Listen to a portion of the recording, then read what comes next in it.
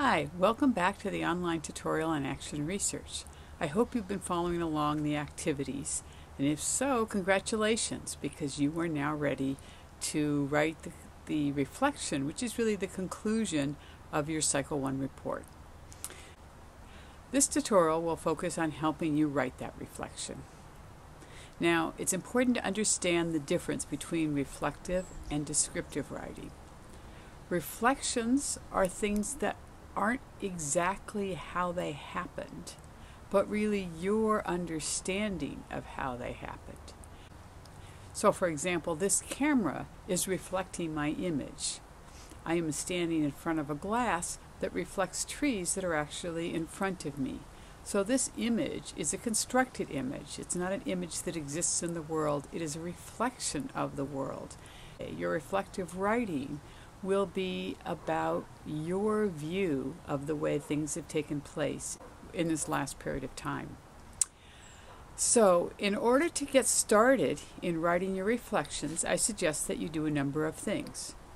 Hopefully you've been keeping up on writing your journal or your blog.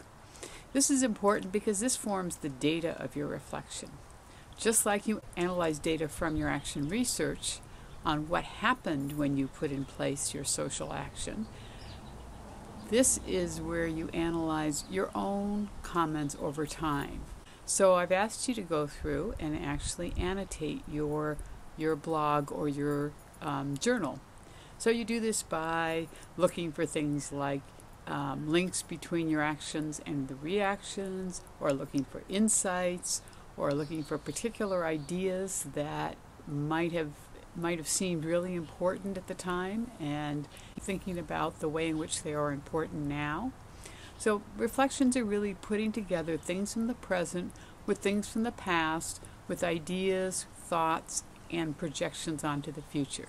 So that's what you're going to be doing.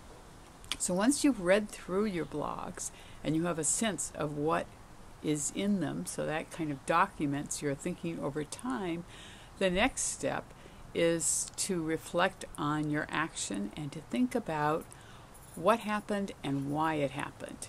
How is it connected to things that have happened in the past, and what are connections to things that might happen in the future? So spend some time thinking. It's often good before you write a reflection to do some kind of activity like running, something that gets your mind in a meditative mood, and use that time to think about the actions that you took and what happened. The third step is to evaluate your reflection. So the first thing you do is ask yourself, did I reveal things that were not visible with the eye? That is, are they a constructed version in which I put together my own ideas, my own view of the situation? Am I revealing things that a camera couldn't have captured? Okay, if not, then you haven't gone deep enough. You haven't asked why things happened. You haven't explored the reasons behind, or your assumptions and your intuitions and your beliefs about why things turned out the way they did. Okay, and that's what you're really looking at now. It might help to take your logic model out and look at the things that you thought would happen and see how many of them did happen, and also see what kinds of assumptions that you made that might not have been correct. For example, in a recent action research project I did, I assumed that the technology would be much easier for people to learn than it turned out to be. So technology turned out to be a larger stumbling block than I expected it to be. The last thing that you do in the reflection is to ask yourself, did it generate new ideas for the next cycle? What kinds of things that happened while you're reflecting that might lead you to a different innovation cycle next time? So look for ideas, look for hints about what you think might have worked better than what actually happened. The resources for this section are lots of different reflective questions. One way of doing reflection might not work for everybody. That's why I provided a number of different ways to structure reflection, a number of different reflective questions that might help you think more deeply about what happened. You don't need to respond to all of the questions, but find the prompts that work best for you. While you're thinking about writing your own reflection, I thought it might be helpful to have an action researcher who's worked with me in the past share some of his views on reflection. Dan Wood was one of the most reflective students that I've worked with, but he didn't start that way, and he actually discovered a number of prompts that worked for him when he was writing his reflection. But the thing that I remember most about working with Dan was that he was so passionate about the change that he wanted to put in place for his action research, and he worked so hard in his first cycle to get other people to see how his idea for change was so powerful and would be so successful. And he was frustrated because they didn't share that same view. But then, after talking to other action researchers and reflecting on his cycle 1, he realized that it was the passion that he had that was really empowering him. So if he wanted to empower these other people, he needed to get them to be passionate about the change.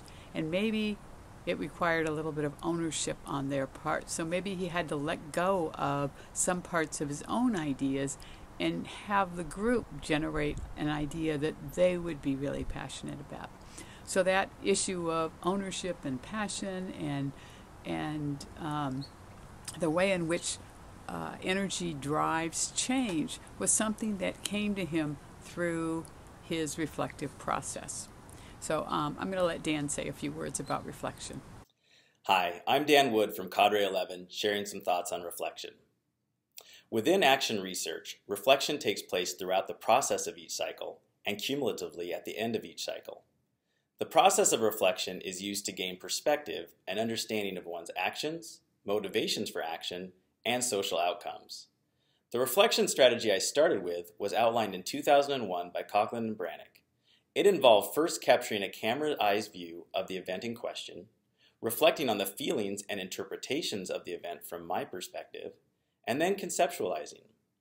The conceptualization focused on building an understanding of the underlying beliefs and perceptions that influenced the way I acted and others reacted in a given situation.